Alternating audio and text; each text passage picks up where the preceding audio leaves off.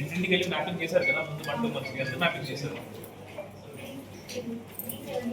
మిగతా వాళ్ళందరూ ఎందుకు మ్యాపింగ్ కాలేదు? ఫార్మ్స్ గురించి కాదు, ఫార్మ్స్ కన్నా ముందు మ్యాపింగ్ చేశాం కదా మనం. సరే ఇప్పుడు ఫార్మ్స్ అన్ని కూడా మీరు 1060 మంది ఫార్మ్స్ ఇచ్చారు అందరికీ కూడా, మరి ఎందుకు తీసుకోవడం 370 తీసుకున్నారు, 690 ఎందుకు తీసుకోలేదు? ఇక్కడ ఇచ్చారా? సరే ఇప్పుడు అంటే ఇప్పుడు 620 ఫార్మ్స్ మీరు ఇక్కడ ఇచ్చారు కదా, మిగిలిన సుమారుగా 450 ఫార్మ్స్ ఉన్నాయి మీరు కలెక్ట్ చేయాల్సింది కదా. మీకు కరెక్ట్ నెంబర్స్ ఉన్నాయి 80. ఓకే 100 అనుకోండి, 350 మిగతా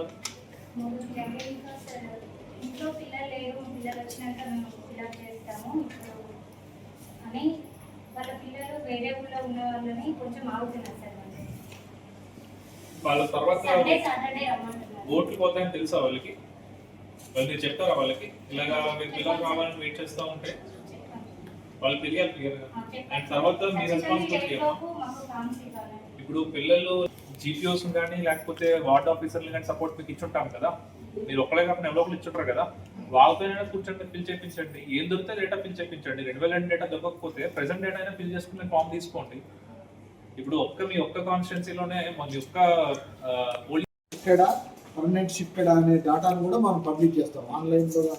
మనము ఇక్కడ పబ్లిష్ చేస్తాం. మేము సిఇఓ వెబ్సైట్లో కూడా మనము ఏవి డ్రాఫ్ట్లు వచ్చినాయి, ఏవి మనము పబ్లిష్ చేసినాము, ఏవి అన్కలెక్టెడ్ ఫామ్స్ ఉంటే వాటికి రీజన్స్ తోటి కూడా చేస్తాం సార్.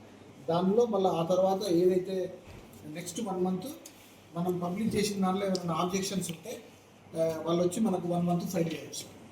వాళ్ళు ఎవరైనా మనం పబ్లిష్ చేసిన దాని మీద ఎవరికైనా ఆబ్జెక్షన్స్ ఉండి నా పేరు రాలేదంటే వాళ్ళు నెక్స్ట్ 30 డేస్లో మనకి ఇస్తే ఆ నెక్స్ట్ 30 డేస్లో మనం డిస్పోజ్ చేస్తాం. ఒకటి.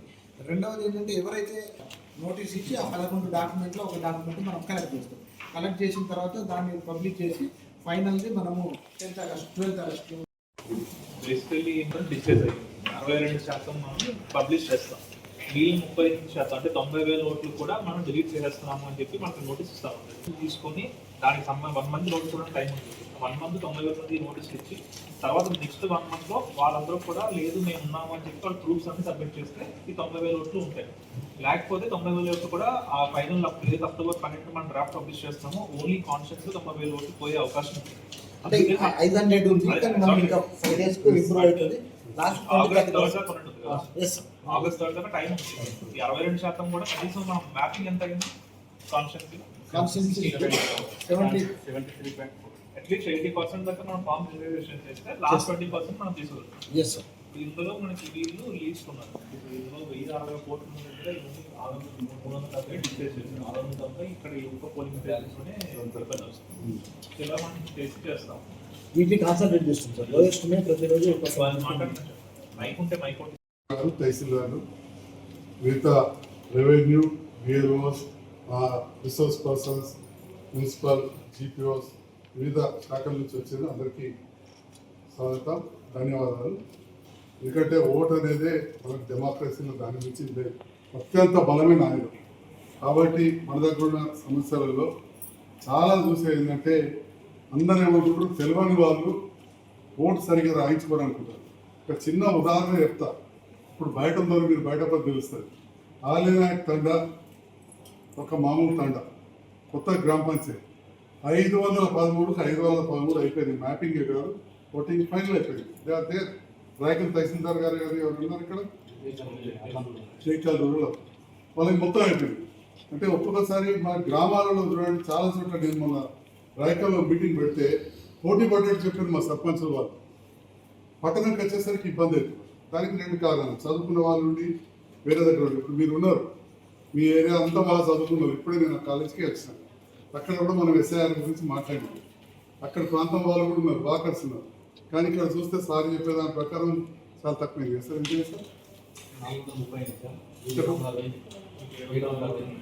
ఇంకా 760 కావాలి. అయినా మాత్రం ఓన్లీ 430, అంటే 35-40% 60% కాదు.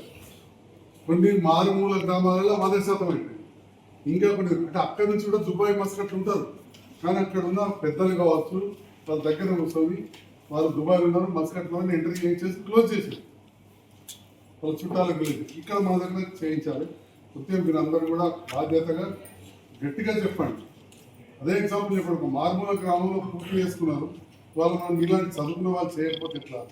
బయట ఉంటారు, ఉద్యోగాలు చేస్తున్న వాళ్ళు ఉన్నారు, మన ఆర్డీఓ గారు, కలెక్టర్ గారు, మేమున్నాం, మా పిల్లలు హైదరాబాద్ ఉంటారు, చేయిస్తున్నాం. మా తమ్ముడు ఇక్కడ వేస్తాడు ఓటు, వచ్చి ఇక్కడ వేసాడు. ఎప్పుడు నేను రాజకీయాలకు రాకముందు కూడా ఇక్కడ వేస్తాడు ఓటు. హైదరాబాద్ షిఫ్ట్ అయ్యి 28 ఏళ్ళు అయింది, కానీ ఇప్పుడు వచ్చి వస్తాడు, రాసుకున్నారు వచ్చి. బాధ్యత. మా అమ్మాయి అల్లుడు ఇక్కడ వేస్తున్నారు.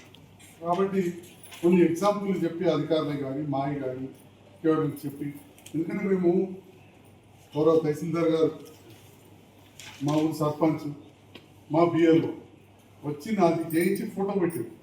ఫోటో వేయడానికి కారణం నా ఫోటో ఏదో రోజు వస్తుంది, కానీ ఇది అత్యంత బాధ్యతగా కాబట్టి నేను కూడా చేసుకున్నాను చూపించడానికి. ఈరోజు ఓటునామాలు కావచ్చు, అంతకుముందు జనాభా కావచ్చు, ఫోటో పెట్టాం. ఫోటో పెట్టడానికి కారణం అది. సో దయచేసి మీరు అది పర్టికులర్ చెప్పండి. కాబట్టి కలెక్టర్ గారితో మాయో పెట్టి వాళ్ళే చేయించుకోవాలి, మీరు ఎందుకు చేయించుకోవాలి, పిల్లలు తీసుకోవాలని చెప్పాల్సిందిగా కోరుతున్నాను. Thank you. ఇప్పుడు ఆడియో గారు చెప్పారు, ఇవన్నీ అయిన తర్వాత ఇవాళ 90,000 మంది ఎంటర్ కాదు. తర్వాత ఇవి ఎట్లయినా అయితే ఇంకా 20,000, 30,000, 35,000 మిగులుతాయి. 30,000 కూడా చాలా పెద్ద నెంబర్. మళ్ళీ వాళ్ళందరికీ నోటీస్, మళ్ళీ మీకే పని, వాళ్ళందరికీ నోటీస్ ఇస్తామంటున్నారు, మళ్ళీ మనకే పని. కాబట్టి మళ్ళా నోటీస్ తీసుకుపోయడం, మళ్ళీ రాయించే బదులు ఈ లోపలనే చేయాల్సిందిగా మీ అందరినీ కూడా కోరుతున్నాను. Thank you.